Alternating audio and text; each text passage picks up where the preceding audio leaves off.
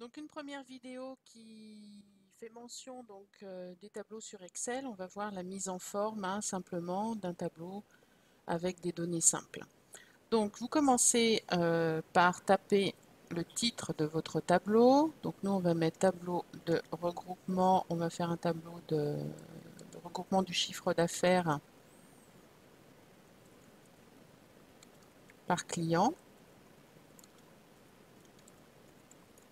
Donc pour l'instant, on saisit que les informations. Donc on va avoir le nom des clients.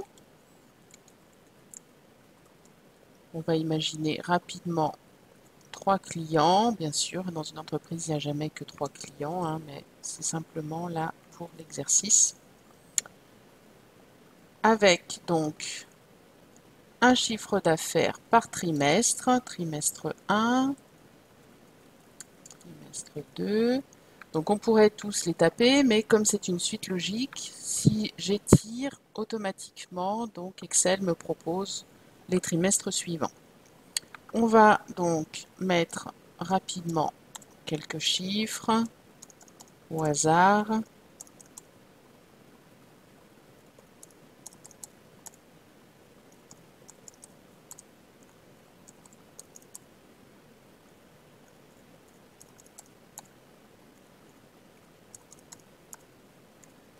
Allez, on va dire que le troisième trimestre était meilleur et le dernier moins bon.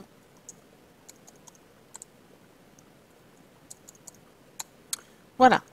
Donc pour la mise en forme, on va commencer par travailler sur le titre. Si je veux donc agrandir mon titre, je peux choisir ici la police de caractère, la changer. Je peux également donc choisir la taille, donc comme c'est un titre.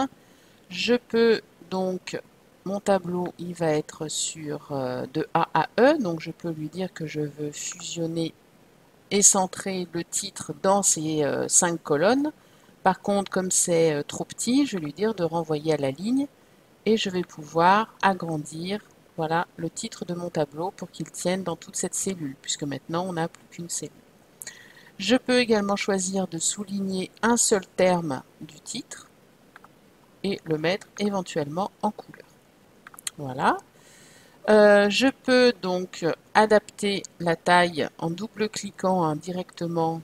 Excel adapte la taille de la colonne, ou bien je peux uniformiser également la taille de mes colonnes en allant dans Format, donc la largeur de colonne, et je vais, donc c'est 10,71 par défaut, je veux les agrandir un petit peu, donc 15.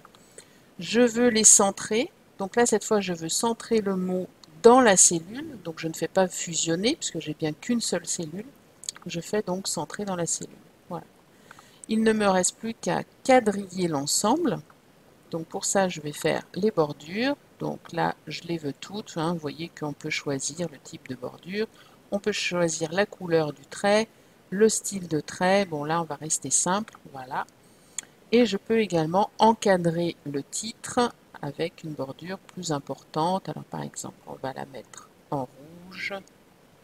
Voilà, je choisis et ensuite je trace. Voilà, je peux la mettre un peu plus grande. Voilà pour ce qui est de la mise en forme. Je peux aussi colorer les en-têtes de colonne, par exemple en bleu, et les mettre en gras. Voilà globalement pour la mise en forme des tableaux.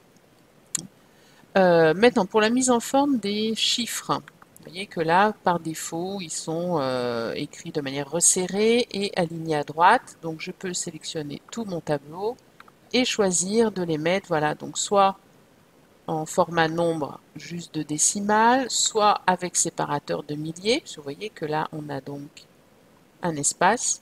Je peux aussi, si je veux faire apparaître le symbole euro, le mettre en format monétaire. On ne saisit jamais euro parce que sinon l'ordinateur pense que c'est du texte. Voilà pour la mise en forme. Donc après, si on a des pourcentages, si on a des données particulières, on peut tout à fait choisir ici voilà ce qu'on souhaite mettre comme type de format au niveau des nombres. Voilà.